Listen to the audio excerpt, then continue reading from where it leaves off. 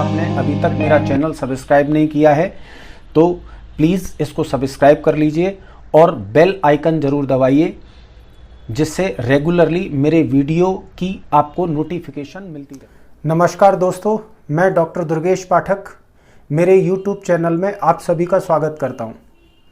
दोस्तों, आज का जो टॉपिक है वो मेरे मेडिकल स्टूडेंट्स, डॉक्टर्स के साथ साथ मेरे पेशेंट्स के लिए भी है और ये बहुत एक इम्पॉर्टेंट टॉपिक भी है, क्योंकि बहुत से मेरे पास पेशेंट ऐसे आते हैं जो या तो मेरे पास डायबिटीज़ मेलाइटस की ट्रीटमेंट के लिए आते हैं या फिर कुछ ऐसे पेशेंट्स भी होते हैं जो किसी और बीमारी से सफ़र कर रहे हैं, लेकिन चूंकि साथ में उनको डायबिटीज़ मेलाइटस है इसलिए भी वो मुझसे वो पूछते हैं, वो चीज़ पूछते हैं जो कि ज़्यादातर डॉक्टर्स अपनी बिजी प्रैक्टिस के कारण उनको ढंग से डिफाइन नहीं कर पाते, और वो चीज़ है डाइट इन डायबिटीज़ मेलाइटस। मतलब एक डायबिटिक पेशेंट को क्या खाना चाहिए और क्या नहीं खाना चाहिए। कई बार ऐसा होता है कि मैं अपने पेशेंट्स को भी डिटेल में ये चीज़ क्लिनिक पर नहीं बता सकता, क्योंकि मेरे पास या तो पेशेंट्स ज़्यादा होते हैं या उस समय कोई भी फिजिशियन जो प्रैक्टिस कर रहा है वो उस टाइम पर बिजी हो सकता है। इसलिए मैंने सोचा आपके लिए एक मैं ये वीडियो बनाऊं।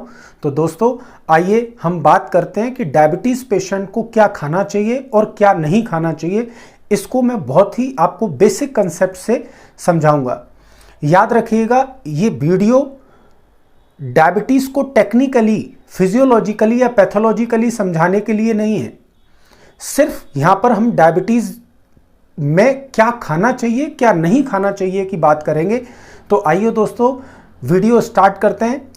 देखिए दोस्तों, डायबिटीज़ मेलाइटस एक ऐसी बीमारी है जिसमें हमारे ब्लड में जो शुगर होती है उसकी मात्रा बढ़ जाती है, और ऐसा या तो इंसुलिन की कमी से होता है या फिर हमारी बॉडी का इंसुलिन बहुत धीरे धीरे काम करता है, इसलिए होता है। ज़्यादातर केस में हमको इंसुलिन की कमी ना होते हुए हमारा जो इंसुलिन होता है वो बहुत धीरे धीरे काम करता है।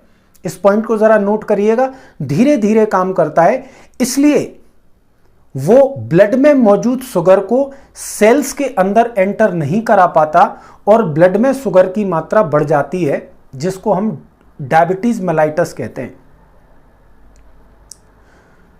डायबिटीज़ मेलाइटस का जो ट्रीटमेंट होता है वो 3 चीज़ों पर डिपेंड करता है। एक होती है एक्सरसाइज, दूसरा होती हैं दवाइयाँ, मेडिसिन्स, और तीसरी होती है डाइट।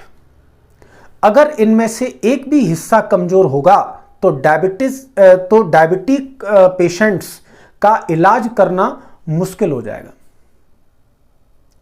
तो यहाँ पर हम एक्सरसाइज और मेडिसिन्स की बात नहीं कर रहे हैं, यहाँ पर हम बात कर रहे हैं डाइट की।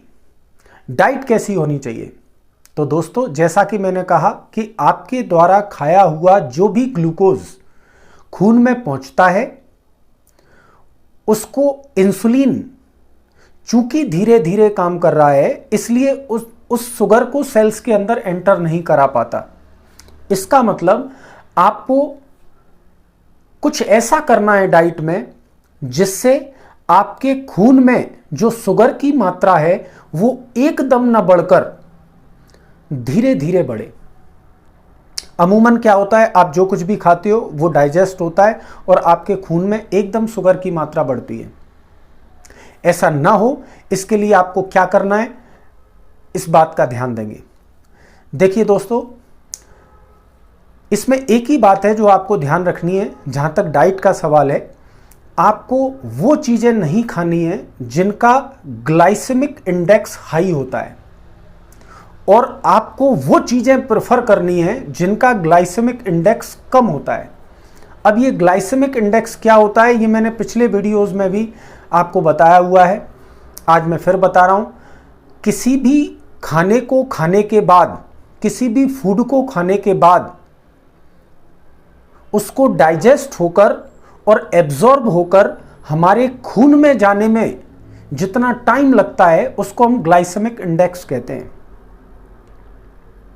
जिन फूड का ग्लाइसेमिक इंडेक्स हाई होता है वो एकदम ब्लड शुगर को बढ़ाते हैं, जिसको धीरे धीरे इंसुलिन जो कि काम कर रहा है, धीरे धीरे काम कर रहा है, वो उसको टारगेट सेल्स तक नहीं पहुंचा पाता, इसलिए शुगर बढ़ जाती है। तो आपको हाई ग्लाइसेमिक इंडेक्स वाले फूड नहीं लेने हैं और लो ग्लाइसेमिक इंडेक्स वाले फूड लेने हैं। दोस्तों, हम पहले बात करते हैं कि हाई ग्लाइसेमिक इंडेक्स वाले फूड कौन से होते हैं। तो इनमें सबसे जो इंपॉर्टेंट चीज है जो आपको बिल्कुल नहीं लेनी है वो है शुगर, जिसको आप मीठा कहते हो। मीठा खाने में बिल्कुल नहीं आना है ना। चीनी, केन शुगर, जिसको कैन शुगर कहते हैं अपन, वो बिल्कुल नहीं लेना है। जो भी चीज़ें मीठी हैं वो आपको नहीं खानी है, खास करके शुगर। कई लोगों का ये कंसेप्ट होता है कि हम गुड़ तो खा सकते हैं। दोस्तों, आपको मैंने बहुत पहले एक वीडियो दिया था कि आपके लिए कौन सी शुगर अच्छी होती है, आप वो वीडियो भी डिटेल में देख सकते हैं। गुड़ भी आप ज़्यादा नहीं खा सकते क्योंकि गुड़ भी एक शुगर है। तो आप चीनी भी नहीं खा सकते, आप गुड़ भी नहीं खा सकते, आप हनी भी नहीं ले सकते। हाँ, अगर आप मीठा लेना चाहते हैं तो इन तीनों में से आप हनी को प्रेफर कर सकते हैं। मेरी बात गौर से सुनिएगा। कई लोगों को ऐसा लगता है कि यार डायबिटीज़ में तो हम हनी ले सकते हैं, पर ध्यान रहे ये एक शुगर ही है। अगर आप इसको भी ज़्यादा खाएंगे तो भी आपकी ब्लड शुगर बढ़ेगी। लेकिन फिर भी गुड़, चीनी के कंपैरिजन में गुड़ अच्छा है और गुड़ के कंपैरिजन में हनी अच्छा है। वो क्यों, आप उसके लिए मेरा वीडियो देखिए कि कौन सी शुगर अच्छी होती है, आपको हेल्थ वीडियोस में मिल जाएगा। तो एक तो मीठा नहीं खाना है, दूसरा आपको मैदा नहीं लेना है। मैदा इसलिए नहीं लेना है दोस्तों क्योंकि मैदा गेहूं का वो हिस्सा होता है जिसमें बिल्कुल फाइबर नहीं होता, इसलिए उसकी ग्लाइसेमिक इंडेक्स बहुत हाई होती है। मैदे से बनने वाली जितनी भी चीज़ें हैं, जैसे पिज़्ज़ा है, समोसा है, कचौड़ी है, पेटीज़ हैं, पूरी हैं, है ना। हालांकि पूरी हम गेहूं से बनाते हैं, लेकिन अभी आप देखिए प्रैक्टिकली हमारे घरों में जो गेहूं का इस्तेमाल किया जाता है वो एक ऐसा गेहूं होता है जिसमें रफेज कम होता है।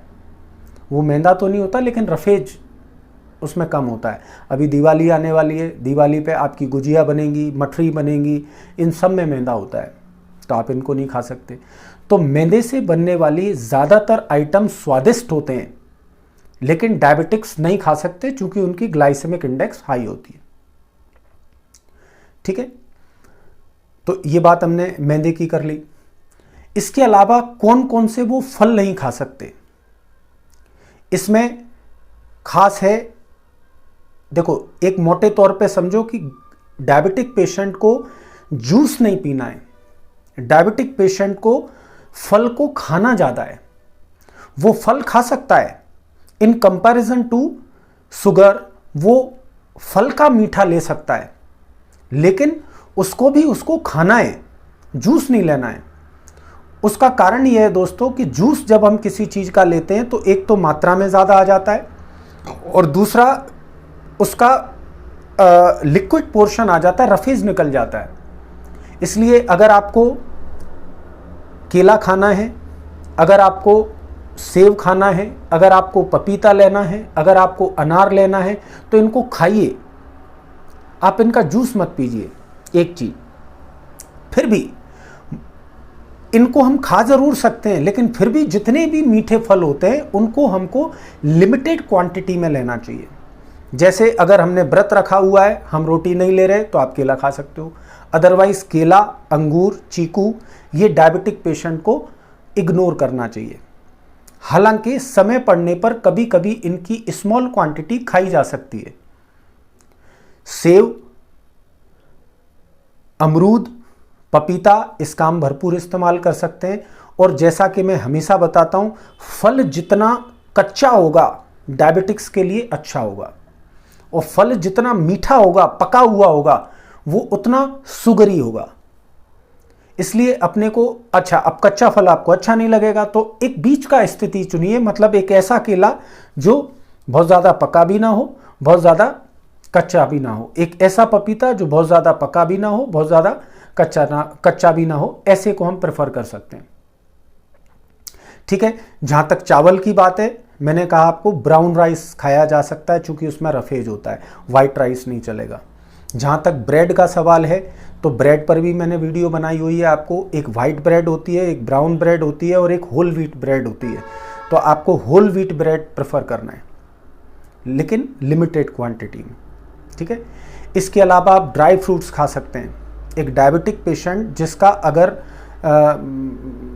जिसकी मतलब शुगर बढ़ी हुई है, वो ड्राई फ्रूट्स का इस्तेमाल कर सकता है, but in A limited quantity, क्योंकि ड्राई फ्रूट में फाइबर होता है, रफेज होता है और it's a good source of good fat. तो अगर किसी का कोलेस्ट्रॉल भी बढ़ा हुआ है तब भी हम इनको लिमिटेड क्वांटिटी में ले सकते हैं, क्योंकि ड्राई फ्रूट्स में अनसैचुरेटेड फैट्स होते हैं। खास करके अलसी का इस्तेमाल किया जा सकता है, बादाम का इस्तेमाल किया जा सकता है, अखरोट का इस्तेमाल किया जा सकता है। तो ये हो गए ड्राई फ्रूट्स में। ठीक है। अब हम बात करते हैं कि हमको क्या खाना चाहिए। तो हालांकि मैंने उनमें दोनों बता दिए, लेकिन एक मोटे तौर पे मैं आपको बता दूं जिसमें डायबिटीज वाले को कुछ भी नहीं सोचना है, वो है हरी साग सब्जियां। हरी साग सब्जियां जितना हो मरीज खा सकता है, उसका कोई परहेज नहीं है। जितनी भी, चाहे वो पालक है, चाहे वो मेथी है, चाहे वो तोरई है, चाहे वो लौकी है। ठीक है। आलू का भी इस्तेमाल कर सकते हैं हम, लेकिन इन्हें स्मॉल क्वांटिटी। जनरली आप देखते हो सारे डॉक्टर्स आलू के लिए मना कर देते हैं। आलू के लिए इसलिए मना कर देते हैं क्योंकि हम जिस आलू को इस्तेमाल करते हैं उसका ग्लाइसेमिक इंडेक्स हाई होता है। लेकिन एक स्वीट पोटैटो भी आता है जिसको जनरल भाषा में शकरकंदी बोलते हैं। इस पर भी मैंने वीडियो बनाई हुई है कि आलू ज़्यादा अच्छा होता है या शकरकंदी, आप वो वीडियो भी देख सकते हैं। तो आलू के कंपैरिजन में आपको शकरकंदी प्रेफर करना चाहिए। हालांकि आलू के कंपैरिजन में वो मीठा लगता है, लेकिन चूंकि उसमें फाइबर होता है इसलिए उसका ग्लाइसेमिक इंडेक्स कम हो जाता है। तो दोस्तों एक बात पकड़ लीजिए, आप ऐसे चीजें लेना है जिनका ग्लाइसेमिक इंडेक्स कम होता है। अब ग्लाइसेमिक इंडेक्स कैसी चीजों का कम होता है? जिनमें फाइबर ज्यादा होता है। तो आप जनरली बहुत ऑब्स्टिनेटली फिजिशियंस मना कर देते हैं, आप आलू खा सकते हैं, लेकिन बहुत लिमिटेड क्वांटिटी में और छिलके के साथ। दूसरा, अगर आप आलू खा रहे हैं तो और जो कार्बोहाइड्रेट के सोर्स हैं उनको कम करिए। अगर वो भी खा रहे हैं और फिर आलू खा रहे हैं तो वो नुकसान करेगा। हालांकि हरी साग सब्जियों का कोई आपको परहेज नहीं है। अरबी भी खाई जा सकती हैं, लेकिन जैसा मैंने कहा इन स्मॉल क्वांटिटी। लेकिन लौकी, तोरई, पालक, मेथी, इनका कोई परहेज नहीं है। ये आप अनलिमिटेड क्वांटिटी में खा सकते हैं, जितना आपके लिए ज़रूरी हो। तो ये बात हो गई सब्जी की। अब हमको आटा किस तरह का इस्तेमाल करना चाहिए? जैसा मैंने कहा, चावल आप ब्राउन राइस ले सकते हैं। आटा आपको मिक्स ग्रेन इस्तेमाल करना चाहिए। ज़्यादातर मेरे यहाँ जितने भी मरीज आते हैं वो ज़्यादातर चना और गेहूं को मिक्स करते हैं। इतने से काम नहीं चलेगा। आपको इसमें गेहूं, चना, बाजरा, सोयाबीन, जौ, ज्वार, अलसी, इनको मिलाना है। इसमें गेहूं ज़्यादा होगा, उससे कम बाजरा होगा, उससे कम सोयाबीन होगी, और फिर बाकी चीज़ें स्मॉल स्मॉल क्वांटिटी में होंगी। और इसका हम एक आटा पिसवा सकते हैं जिसको हम रेगुलरली खा सकते हैं। अगर हम बात स्वीट्स की करें तो कौन सी स्वीट्स हम ले सकते हैं? आप आर्टिफिशियल शुगर का इस्तेमाल कर सकते हैं, लेकिन इन स्मॉल क्वांटिटी। कुछ हर्बल स्वीटनर्स आते हैं जिनका आप इस्तेमाल कर सकते हैं, लेकिन जैसा मैंने फिर कहा कि आप अपनी चाय, कॉफ़ी, इन सब में बहुत कम मात्रा में यूज़ करें और दिन भर ना खाएं। ठीक है। दूध पिया जा सकता है। एक डायबिटिक पेशेंट दूध पी सकता है, दूध में कोई इशू नहीं है। दालें खा सकता है, लेकिन ये सारी दालें 1 कटोरी सुबह 1 कटोरी शाम से ज़्यादा नहीं होगी, और छिलके वाली होना चाहिए। ठीक है। जहाँ तक एयरेटेड ड्रिंक्स का सवाल है, मरीज को बिल्कुल नहीं लेना है। कोक, पेप्सी, फ्रूटी, मिरिंडा, ये बिल्कुल नहीं लेना है। ये सब हाई ग्लाइसेमिक इंडेक्स होता है इनका, शुगरी होते हैं, हाई कैलोरियस होते हैं। बेकरी आइटम्स बिल्कुल नहीं लेने हैं मरीज को। ठीक है। इसके अलावा और एक चीज़ है जो नहीं लेना है, वो है अल्कोहल। आप स्मॉल क्वांटिटी में ले सकते हैं, बहुत ज़्यादा रेगुलर और हाई क्वांटिटी में नहीं लेना है। क्यों? क्योंकि उसमें मतलब कैलोरी, एम्प्टी कैलोरी होती है और कोई न्यूट्रिशन नहीं होता। हालांकि दोस्तों मैं आपको बता दूं, डायबिटीज़ के पेशेंट में मैटर कैलोरी का नहीं है। डायबिटीज़ के पेशेंट में मैटर ग्लाइसेमिक इंडेक्स का है। वो फूड अवॉइड करना है जो आपके खून में तुरंत जाते हैं, जो आपके खून में तुरंत शुगर को बढ़ाते हैं। बेसिक इशू ये है। बेसिक इशू ये नहीं है कि डायबिटीज़ के पेशेंट को कितना खाना चाहिए। बेसिक इशू ये है कि डायबिटीज़ के पेशेंट को क्या खाना चाहिए और क्या नहीं खाना चाहिए। तो इस बात को बहुत अच्छी तरीके से आप अच्छी तरीके से समझ लें। ठीक है दोस्तों, तो आशा करता हूँ मैंने, जहाँ तक मुझे अभी याद आ रहा है, मैंने आपको ज़्यादा से ज़्यादा समझाने की कोशिश की है कि आपको डायबिटीज़ में क्या खाना चाहिए, क्या नहीं खाना चाहिए।